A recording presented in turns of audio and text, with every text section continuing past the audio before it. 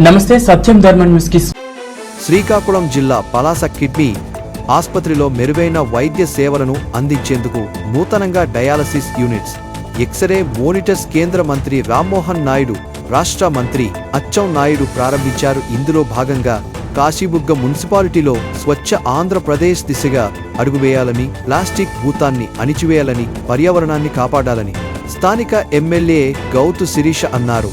ఈ సందర్భంగా మంత్రి రామ్మోహన్ నాయుడు మరియు అచ్చునాయుడు మాట్లాడుతూ గాంధీజీ కలను సహకారం చేసేందుకు మరింతలా కృషి చేద్దామని అన్నారు. ఈ కార్యక్రమానికి రాష్ట్ర మంత్రులతో పాటు జిల్లా collector, SP, joint collector, PD, విధి కార్యాలయ అధికారులు, ప్రజలు, కార్యకర్తలు పాల్గొన్నారు.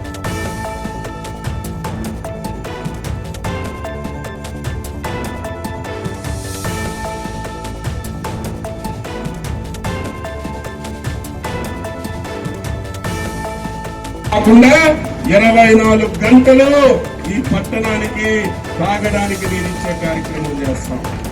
అదేదో సంవత్సరంన్నర అవుతుంది కదా. అంతవరకు కాశీబుగ్గ పలాస మున్సిపాలిటీలో ఆడవాళ్లు వారానికి ఒకసారి నీరు వస్తుందని చూస్తున్నారు. అది కూడా చాలా ఇబ్బందులున్నాయి. మన జిల్లాకు ముఖ్యమంత్రి గారు వచ్చారు. ఆ రోజు ఏదైతే ఉత్థానం నీటి పథకం ఉందో దాని నుంచి ఈ మున్సిపాలిటీకి నీరు ఇవ్వాలని నిర్ణయించారు.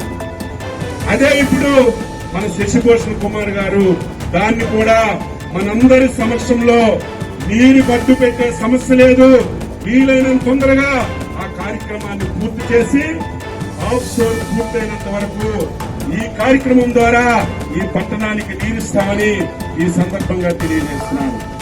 అదేవిధంగా టౌన్లో రైల్వే బ్రిడ్జ్ ఆ రోజు శరవేగంతో పనులు చేయించాం. 5 సంవత్సరాలు మూలపడిపోయింది.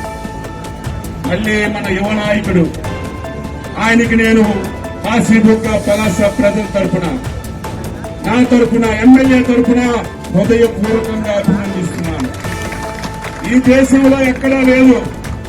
కేంద్ర ప్రభుత్వం ఇచ్చిన ప్రతి ప్రాజెక్టుకి 60% రాష్ట్ర ప్రభుత్వం ఇవ్వాలి, 40% కేంద్ర ప్రభుత్వం ఇవ్వాలి. కానీ మన కాశీబుగ్గ రైల్వే బ్రిడ్జికి 100% కేంద్ర ప్రభుత్వం నుంచి డబ్బులు తీసుకొచ్చినటువంటి నాయకుడు మన పార్లమెంట్ సభ్యుడు రామ్మోహన్ నాయుడు. ఉదయమే రైల్వే టీఆర్ఎంతో మాట్లాడించాను. ఆ రోజు ఎవరైతే కాంట్రాక్ట్ ఉన్నారో ఆయనతోనే మనం కంటిన్యూ చేయిస్తే తొందరగా పని అవుతుంది. మళ్ళీ క్యాన్సిల్ చేస్తే, మళ్ళీ టెండర్ పిలిస్తే మళ్ళీ 5-6 మాసాలు టైం పెట్టేస్తుందని కేంద్ర మంత్రికి చెప్తే వెంటనే టీఆర్ఎంతో మాట్లాడారు. ఆ సమస్య త్వరలో పరిష్కారం అవుతుంది. మళ్ళీ మేమందరం వచ్చి రైల్వే ఫ్లైఓవర్ పునఃప్రారంభించి 6-7 మాసాల్లోనే ఆ ప్రాజెక్టు పూర్తి చేసి చిరకాలంగా ఉన్నటువంటి ఆ సమస్యని పరిష్కరిస్తాం. నాయకులంటే అలా